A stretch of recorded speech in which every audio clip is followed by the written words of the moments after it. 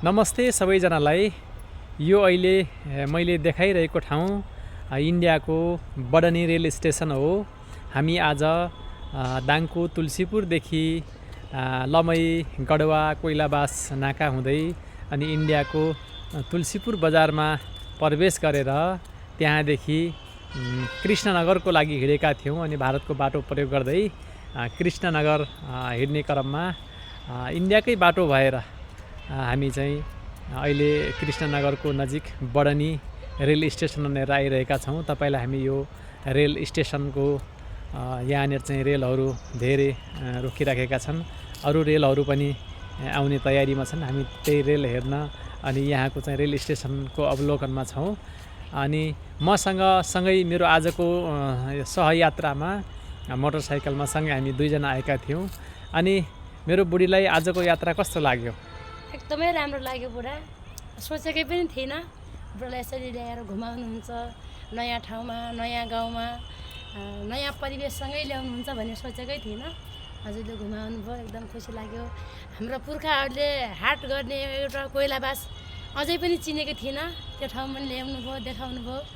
एकदमै रमणीय रहेछ, खुसी लाग्यो। अब चाहिँ हामी कृष्णनगरतिर जाने विचार छ, कस्तो हुने अझ थाहा छैन। हामी अहिले इन्डियाको के गरे हो बडनी रेल स्टेसनमा छौँ के अरे अहिले। हामी रेलको पर्खाइमा छौँ अहिले। एकदमै राम्रो रहेछ। सँगैको छिमेकी राष्ट्र हाम्रो नेपालमा अहिलेसम्म बाटाघाटाका पनि सुविधाहरू छैनन्। यहाँ बाटाघाटाहरूका धेरै सुविधा भइसकेको छ। इन्डिया विकासमा धेरै अगाडि फड्को मारेको छ।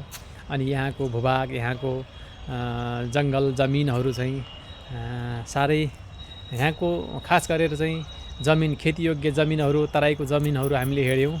अनि त्यसमा पनि हाम्रो भागमा सायद पहाडी भूभाग अनि डाँडा काँडा जहाँ अप्ठ्यारा, जहाँ बस्ती बस्न पनि लायक छैन, त्यो भागदेखि जुन समथर भाग छ त्यो भागभरि नेपालले लिएर हामीलाई डाँडा काँडा जहाँ अप्ठ्याराहरू छन् त्यो मात्रै छोडेको जस्तो लाग्यो हाम्रो पुर्खाहरूको लागि। सायद यो हाम्रो देश भएर हामीलाई त्यही डाँडा पाखा पनि प्यारो लाग्छ। तर पनि विकासको दृष्टिले यो इन्डिया धेरै अगाडि गइसकेको छ। यहाँका अनि हरेक वस्तुहरू सस्तोमा पाउने, अनि यहीँका वस्तुहरू फेरि नेपाल प्रवेश हुँदा महँगोमा लिनुपर्ने, अनि दैनिक किनमेलको लागि नेपालीहरू इन्डियाका हरेक नाकाहरू प्रयोग गरेर इन्डियामा किन्न आउँदा पनि नेपालीले असहज हुने परिस्थिति छ। हाम्रो देशको राजनीति उथलपुथलले गर्दा